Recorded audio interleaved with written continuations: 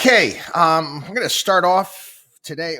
It's going to be getting into financial planning, inflation, and I want to start off by saying, you know what? I invested today. Oh, I know. Oh, just how could you do that? How could you? Why would you invest today? Look at the markets; they're down. Oh my God, what's going to happen next? Catching a falling knife. No, I'm not catching a falling knife. I'm dollar cost averaging. I'm using my head. I'm being smart by not trying to guess what's going to happen next. I know we've been talking a great deal about this as of late, and I continue to watch all of these economists and people that they parade on, giving you their best assessment. And you know what? Some will get it right. Some will get it right, and some will get it wrong. Again, this is why we don't make predictions, because it's useless. I always remember, I haven't watched the movie in some time, classic movie Rain Man. And, where Dustin Hoffman's character was, could count cards and win repeatedly in blackjack because he had that ability. He couldn't do it on roulette. Don't turn your finances, your portfolio into a bloody roulette wheel. You got to be more like the Rain Man. Okay. You need to be, in essence, you want to call it playing the game, that you can win. And the trying to guess what's going to happen next game, it's not going to work that way. And I know there's a lot of different opinions. What's the Fed going to do next? We had the personal consumptions expenditures price index, excluding food and energy, increased 0.6%, up 4.7% from a year ago. If you include food and energy, headline inflation increased 0.6% and 5.4% respectively. And again, I've gone over some of these inflation numbers with you, and I'm maybe when I get back, I'm taking a little R&R next week. Well, not complete R&R, some business involved as well, but I'm not going to be doing the podcast next week. When I get back, I want to break down. I want to go through the inflation numbers, what it includes. And for a long time here on the program, where the conventional wisdom of the masses was there's no inflation. We're in a low inflationary environment. What are we telling you? We're saying that's nonsense.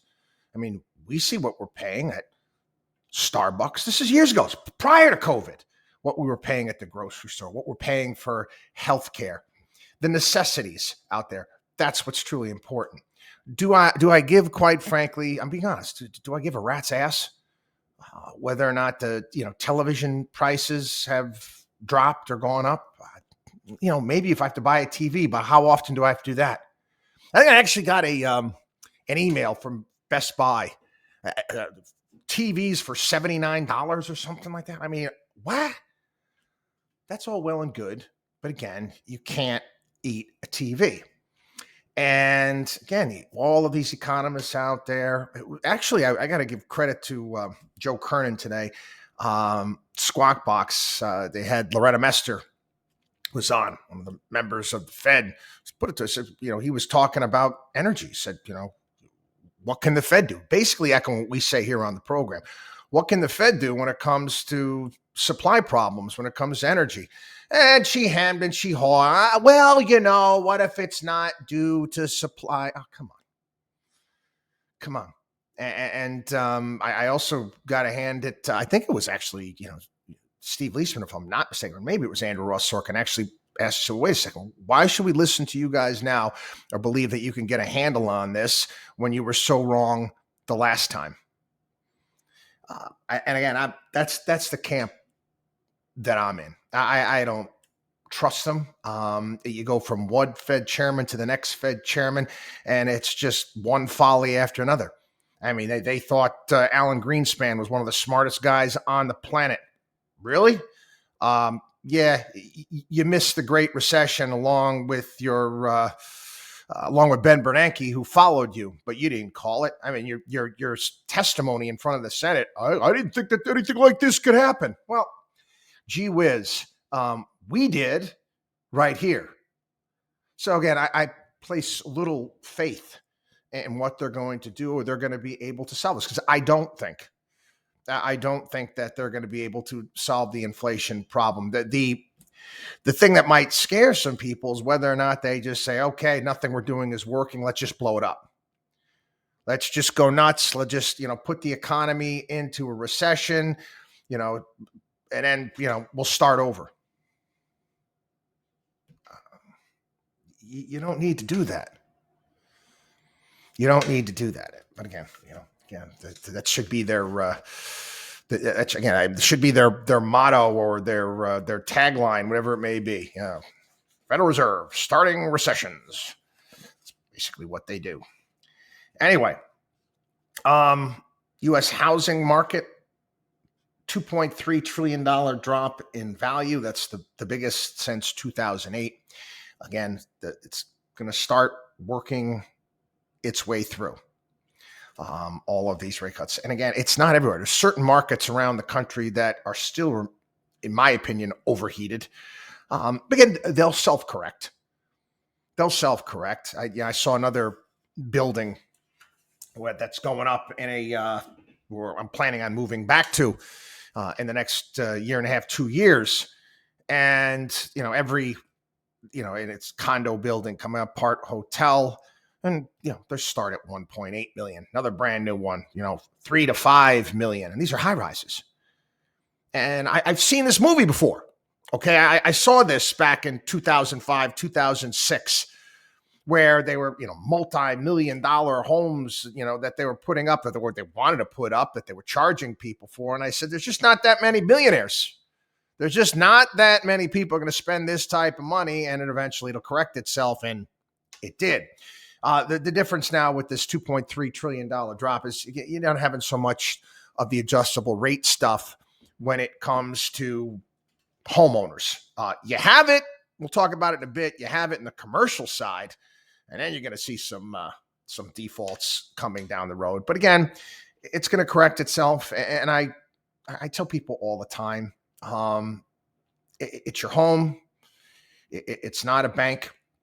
It's great. You get some tax benefits and on your interest when it comes to your home. But look at it as an installment plan purchase. Don't look at it as an investment. Never do that. You have to live somewhere. You have to. We all have to live somewhere. We have to eat every single day. So don't look at it. You try to play that. Oh, what did I pay? What did I get? No.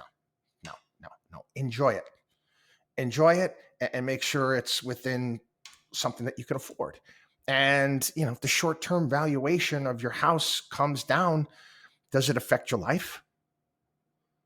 Does it bother you? The only way it should be doing that is that if you have to sell right in the here and now, or again, you've got an adjustable rate type of a situation.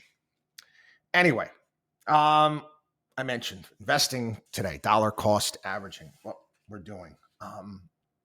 There was a story said retirees lost 23% of their 401k savings in 2022. Nobody likes doing that. Nobody wants to see their portfolio drop. Retirees losing 23% their savings. This is obviously in these 401ks and IRAs that are out there. Hopefully, again, if they're a retiree and you need to live off this money, you have a sizable, you should have a sizable chunk of that money in cash and cash equivalents. You have to, people. I wrote a column about this years ago. It's called the fire drill. It's conducting a portfolio fire drill where you got to take a look at what you think your expenditures are going to be over the course of a year to 2 years. And even over a longer period of time. And you're going out longer than 2 years when you're retired. You could have it in very conservative, dividend paying companies, utilities, a myriad of things that don't really move much. I don't have much of a beta to them. But, the stuff that you're going to need over a year, it's got to be close to cash and cash equivalents. So then when these times inevitably happen, because they will, you're able to weather them when the markets come back later on. And again, it's all a portfolio adjustment. Everyone's situation is unique and different. I assume a lot of these people probably weren't positioned properly in their portfolio based upon where they were. And it's easy. It's easy when you're doing well for such a long period of time to not make the necessary adjustments. Again, they're talking retirees here. Yes, certain retirees we talked about going back to work and trying to get themselves in a better situation, having to deal with inflation. That's a part of it. But again, if you haven't conducted this, what I like to call portfolio fire drill, and you need the help, you need to kind of think about how you're allocating assets or misallocating them. Again, contact us. That's what we're here for. Get to our website at watchdogonwallstreet.com and sign up for our personal CFO program. Interesting enough, here is a story. Interest rate concerns push investors into dividend paying stocks. We're always in dividend paying stocks. I have a couple columns that I've written over the years when it comes to just simple rules. And we talked about keeping it simple rules in order to be successful. And you know what rule number one is? Compounding is the royal road to riches. Oh, it can crush you too. Compounding can kill you if you have high interest debt. There's no doubt about it. But compounding make you rich. Make you rich. Whenever I talk to kids about money, one of the first things I pull out is a compounding calculator. Again, you take a look at the formula for compounding, a lot of letters in there, and I understand it works. You can get a compounding calculator, and you can punch in numbers, what you're saving on a regular basis, and even a conservative level of return, what it amounts to 10, 20, 30 years down the road. You can build real wealth.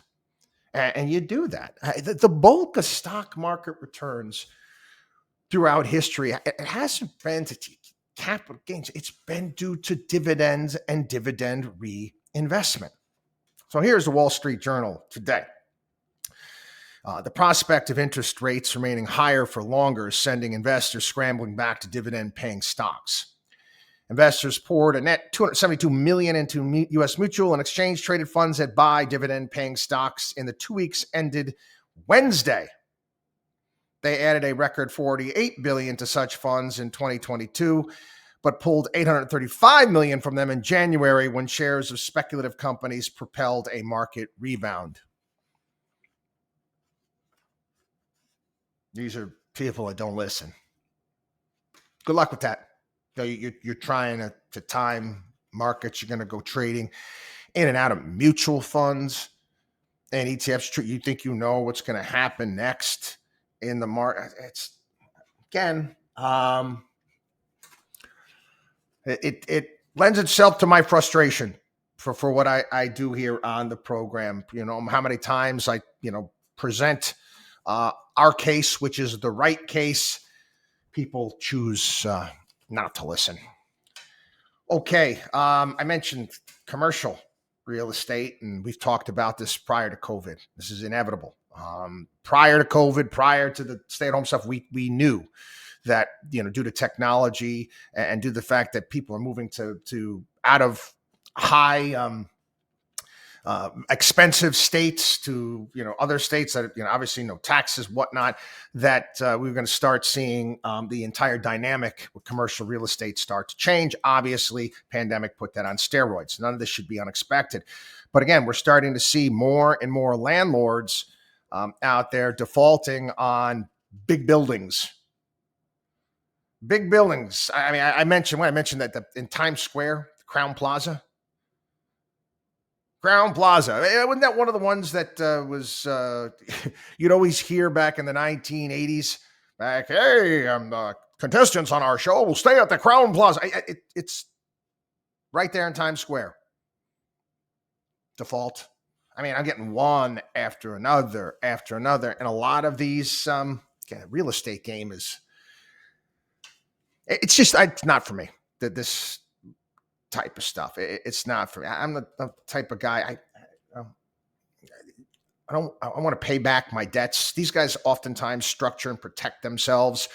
In this case, they're just going to turn the keys in, and they'll be able to protect it. But again, the banks don't have to lend the money. But I think many of these bankers out there were stupid in regards to what they thought was going to happen with these pieces of property. You're going to see write-downs. A lot of the debt on this, it's adjustable. So again, I get it. These people, these landlords, many will go back and they'll say, hey, we need to renegotiate this. And many instances, I'm sure maybe some of these banks that have lent out this money, rather than take the keys, rather than have to assume responsibility, they'll have to write it down. And you're going to see more and more of these write-downs moving forward. Okay. I'm going to move on to some domestic stories here. There was a piece by Bobby Jindal and Newt Gingrich talking about Medicare and how you can basically modernize it and help it to become more solvent, save money by doing some simple things, make sense. The things that they're putting forward, they're not really dangerous. Some of the things have to do with the how Medicare is paid out to hospitals. They pay more money to hospitals than they do to surgery centers, and that can be problematic, as and then they're pushing people in certain directions. They also talk about the bad debt compensation program that reimburses hospitals 65% of uncollected patient out-of-pocket costs. Again, it's kind of a get out of jail free card for a lot of these hospitals, and they have no incentive to renegotiate or come up with better savings plan or payment plans. And fraud's another one. Again, make this point. I've said this for a while. The GAO, 7% of Medicare spending is improper. That's $43 billion a year. And you think about that number, $43 billion a year, and you compare that to credit card, from 7% to 0.1 to 0.4%. How is it that the credit card companies are able to identify fraud and scams? I mean, I'm sure you've had it happen to you. Something's amiss, and you get all of a sudden get a text from your credit card company. Did you make this charge? You don't think that they could do the exact same thing with Medicare? Of course it could. Of course it could, but it's government. And again, there's never any incentive. It's a problem with everything that we do when it comes to government.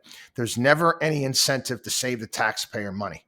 They should pay out commissions to government workers based upon the amount of money that they could save taxpayers just to do technology, efficiency type stuff.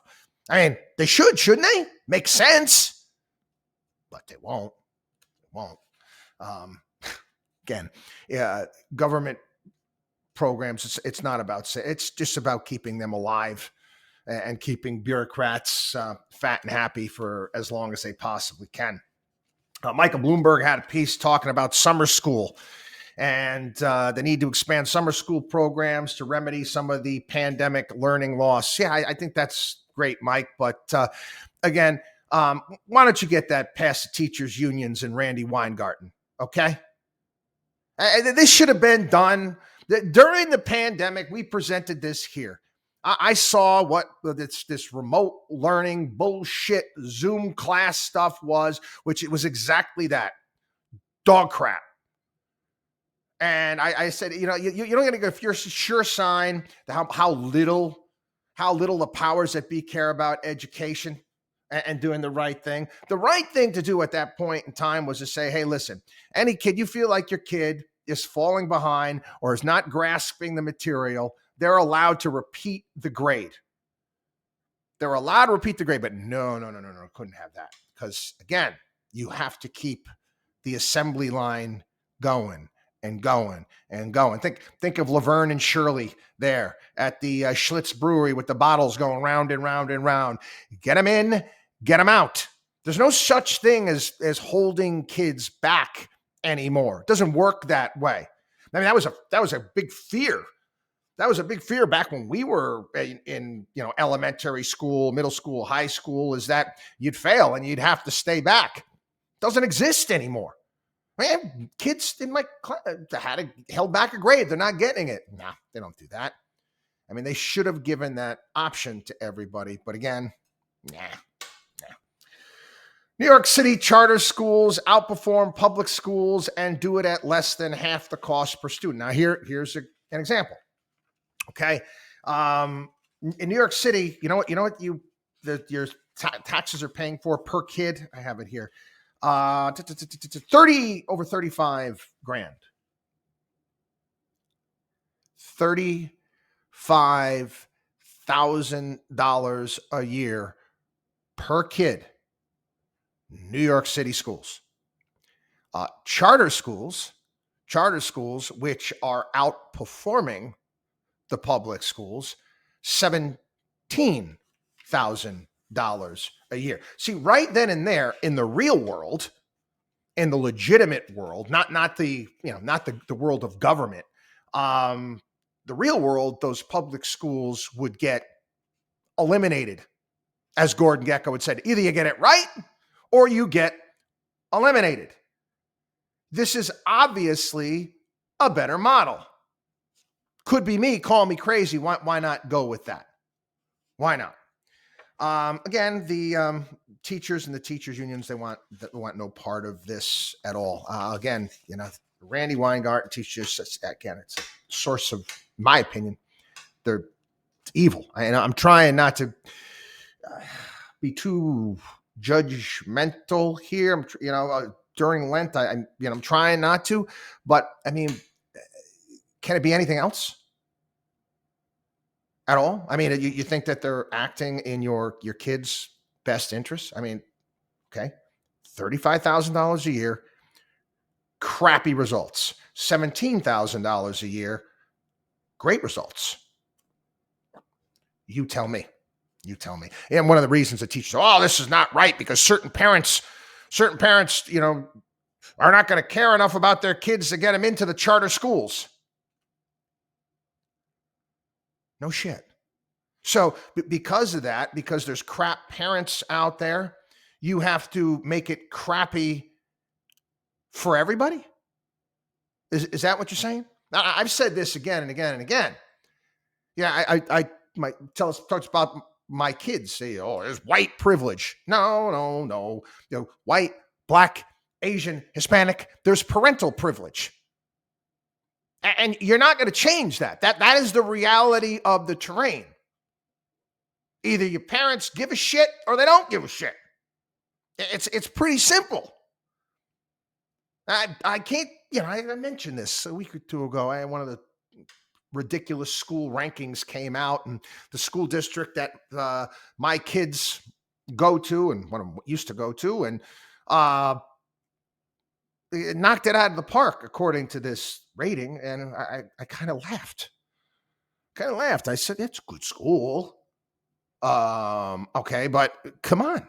I mean, there's no magic. I go to the meet the teacher day. I see what work they're doing. The difference between this school is everybody gives a damn. You go to any top school district around the country, and I can tell you right now, you've got parents that are engaged. Period. The end. How do you change that? See, the teachers unions, they would rather lower the standards to make it crappy for everybody. It never made any sense to me. Never made any sense to me. Again, like I said, it's parental privilege. I've given my moonshot My moonshot, solution to this problem, it's going to take a lot of money. But again, we spent a lot of money in Ukraine. It's going to take a lot of money, and it's going to take a different way of thinking. But I do think it would work. You know, why not? It's Friday. I'll share it with you. My moonshot idea. Shared this before. Because my belief system, it is. It's if your parents don't care, kids not going to care. Just that simple. Okay.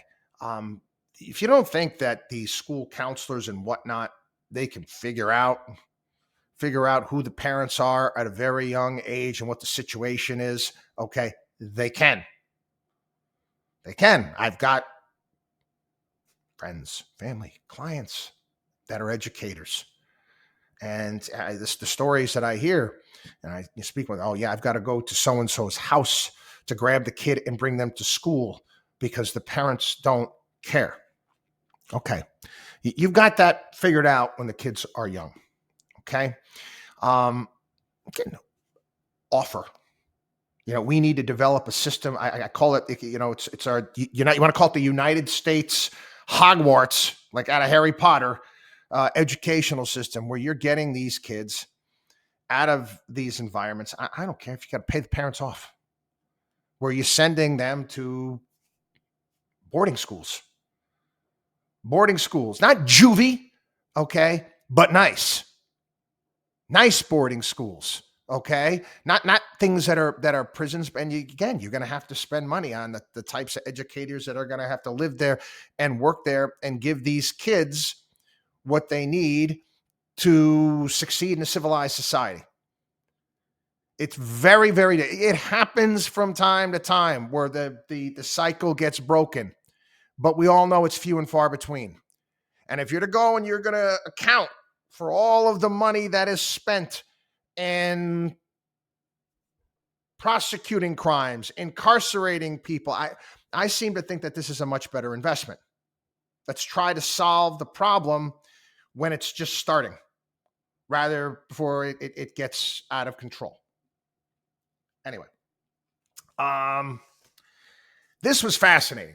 Now, we talked about this again. This is in terms of inflation. What's going on with inflation? I've cracked a joke here and on television programs at, what's the Federal Reserve going to do? Put masks on chickens, talking about avian flu and what it's doing to the price of eggs, which obviously factors into other things. We had it. The avian flu is a factor this past Thanksgiving. We were paying these ridiculous prices for turkeys. But it was a really interesting, again, I long piece, Wall Street Journal, talking about the avian flu and what's involved in this industry. I love learning new things. I know this is, I guess it's kind of obscure, but it's interesting. After losing 8 million egg-laying hens to avian influenza in 2015, Versova management spent tens of millions of dollars on laser systems, sound cannons, and on-site worker showers to shield flocks from the virus spread by wild birds. We're fighting an epic battle, said the president, one of the 5 largest U.S. egg producers. We have to be perfect. The avian flu has a nearly 100% mortality rate in chickens. 100%. Okay, think about the Ebola virus. For us, this is much worse. Much worse. It's so contagious that even a chance gust of wind can carry wild bird droppings toward a barn vent and spread the virus inside. Poultry farms routinely destroy entire flocks after a single case is found to try to prevent further spread. Since February last year, the avian flu has led to the death of around 58 million farm-raised birds in the United States. 58 million. And they got to destroy these chickens, and then they got to bury these things. And how do they destroy them? I guess they asphyxiate them with carbon dioxide. Again, it's been 43 million egg-laying hens died in the past year, making up 3/4 of the total number of poultry lost U.S. egg inventories were 29% lower in the final week of December than at the start of 2022. And again, it goes through, and then they start talking about all the preventative measures and the things that they have to do, and it's like that it's like you'd see like someone going in like Chernobyl, going in there with like a nuclear reactor and radioactive and what they have to deal with, and you can pick it up on your boots and get it in there. And again, you read stuff like this and you kind of, wow, this is where our food comes from, and you start thinking to yourself that well, I was like, well, it's basically due to wild birds and ducks and whatnot that are spread it to the chicken. I mean, I don't know. Maybe find a place where it's possible. You do it maybe in a much drier climate. I don't know, Mediterranean, North Africa, or something like that, where you might not have the problem with wild birds. I don't know. I know my mind starts going, but again, it's a battle. And the investment, the technology that they use it's incredible. An interesting piece was in the Wall Street Journal yesterday. And again, fascinating. You can check it out. Have to talk about China. China puts forth this is their proposal, their 12-point plan. 12-point plan for peace, Ukraine, Russia. I'm going to be honest with you. I mean, I thought that they would do a little bit better job than this. I did. And again, I'm I make fun of China all the time. Not, been making fun of them for years when they lie about all of their numbers and the fact that they can't, most of the stuff they're just copying from other people. But anyway, they wanted to come in as some sort of, we're going to, here we come to save the day. Here is our plan. Let's see if we can get people on board. The 12-point plan. Number one on the plan, I happen to agree with. I think this is important. Respecting the sovereignty of all countries. Yep, I think that's good. And hey, I think, that applies to us too. But anyway, abandoning the Cold War mentality, ceasing hostilities, ceasefire. You're Ukraine. You're gonna want a ceasefire, and the Russian troops are gonna stay dug in where they are. No freaking way. They're just gonna resupply. It just doesn't make any sense. Resuming peace talks, resolving the humanitarian crisis, protecting civilians and prisoners of war, keeping nuclear power plants safe, reducing strategic risks, facilitating grain exports, stopping unilateral sanctions. Again, I don't know how much the sanctions are actually working. Keeping industrial and supply chain stable, promoting post-conflict reconstruction. Anyway, stories, ceasefire proposal falls flat with United States and allies. UN had a vote about censoring Russia a year this war. It was interesting. And actually, I was shocked. The New York Times and the Washington Post actually point out saying, not everybody's exactly in our camp at this point in time, and some obviously some pretty big countries are not. India, China, South Africa, Brazil starting to drift to some degree. Colombia obviously just took a big leftward turn. They're starting to go in the opposite direction. Remember George W. Bush and his coalition of the willing? Hey, yeah, we got the Italian forces there making espressos for everybody. I'll give you. It was such horse manure, the entire thing, for the most part. But anyway, as coalition of the willing, whatever. This coalition of the willing here, it's not working out that great. I mean, you've got countries in and around in Asia, former Soviet countries that have been supplying Russia with the parts and things that they need that were supposed to be cut off. So again, it's like, you go back and you read Machiavelli's, you read The Prince, and you talk about self-interest. And countries are self-interest that's involved. And again, because of the choices that we've made over the past couple decades with our supply chains, we're limited as well. we're limited as well. Again, we talk about this in terms of China, the various different stories that we get floated at us by the mainstream media there. And, all right, push back against China and Taiwan, and generals saying we're going to be at war with China in a couple of years. Boy, we better get to stepping.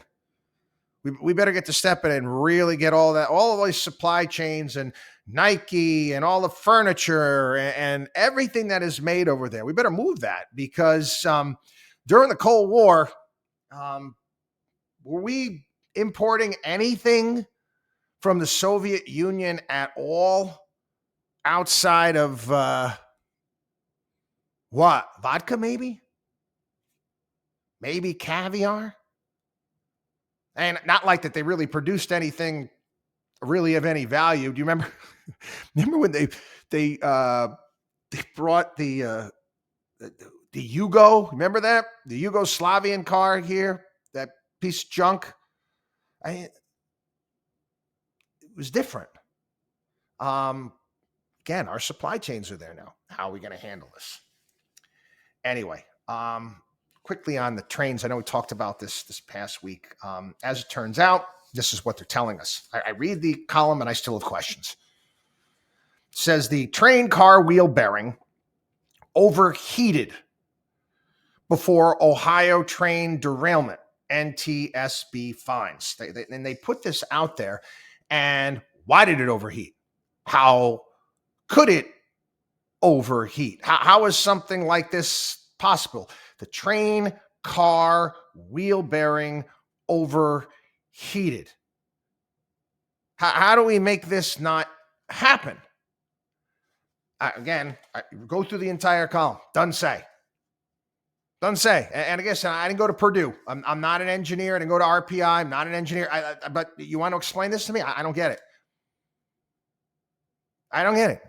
And they were talking about this, the pneumatic brake system that Obama wanted to put in. Wouldn't have done a damn thing. But that didn't stop. The folks over at The View. Yes, Joy Behar and the folks at The View basically say that all of the people there in East Palestine, Ohio, it's their fault that this has happened because they voted for Trump. I am shitting you not on this. Okay? Joy Behar actually said that, and the other hosts on the panel happen to agree. It's it's you folks there in East Palestine, Ohio. It's your fault that this happened because you voted for Trump. Now, again, like I said, look, I don't know if you could kind of sense, some people are watching me on the vlog. You might be listening to this on the podcast. What I'm doing right now to hold back from keeping my head from exploding over this, but I'm going to try. I'm going to leave it up to you. Okay. I report, you decide. Sam Bankman-Fried. Yep. Charged yesterday with 12 new counts, including illegally making over 300 political contributions to the tune of tens of millions of dollars through straw donors. Straw donors are people that you funnel money through to give to various different candidates that you want to give to after you have reached your contribution limit. That's illegal. I'll be honest with you. I look at this, and it's just like a conspiracy bit, but it's almost as if this entire FTX SBF thing was put together for the purpose of this, for the purpose of getting money to certain politicians of a certain political persuasion. I'm sorry. Okay. What is the old looks like a duck, quacks like a duck. It might be a duck. There's something is amiss here. Now you couple that with the fact that how they went after and they charged this guy the day before he was supposed to testify in front of Congress. Something is really, really rotten here. It is. I mean, this guy's trying. I mean, maybe he was going to be like the second George Soros part two. But I'm not buying. I think that it's almost the entire thing in of itself was designed to push left of center causes. I mean, you kind of look at this. How could it not be? That's being said as well. I don't. They talk about limits on political contributions. I don't even know why they put those in place.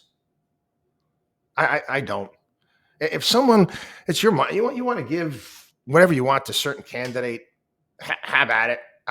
Again, my point, I've mentioned this before. You want to help when it comes to money in politics. Yeah, it obviously doesn't help. They find straw donors. They've been doing this for a while. They all do it. You set up a system where you can only give to candidates you can vote for. I've talked about this before. So you can't get left-wing Soros money or FTX, SBF money going to a small district in, let's say, out in Georgia somewhere to influence an election if they don't live there, if they don't reside there, and they cannot vote for that candidate. If you can vote for the candidate, you can give money to them. If you can't vote for the candidate, you shouldn't be allowed to give money to them. We don't allow foreigners to give to our candidates. Are you not in essence, a foreigner if you don't live in a certain district? The foreigner might be a rough term, but it's true. You don't live there. You're not a part of that community. So, keep your money out of it. Again, I think that would be beneficial when it came to elections. We're going to end on this. Before I end on this, again, next week, I'm off. I got some things I got to do and some R&R to go along with it. So I'll be back again. Yeah, on Monday. What is that day? It's March something. But anyway, wow, March already. Let's have fun with this one. There's a study out there finding out that people with higher cognitive ability, smarts, care a hell of a lot more about free speech than political correctness. Does that surprise anybody at all? Why? Because you know what? Free speech doesn't scare people who are bright. They're not afraid of different ideas or debating different ideas and challenging different ideas. This is, again, it's a master the obvious type of a story. Political correctness. I thought about it and I was reminded of that comedic film PCU, Politically Correct University. Now, this was back in I think it was the 90s when this came out. And they were making fun of all the political correctness on campus. And man, 90s is benign compared to the way it is today. Anyway, have a good one. WatchDog on WallStreet.com. WatchDog on WallStreet.com. We'll see you.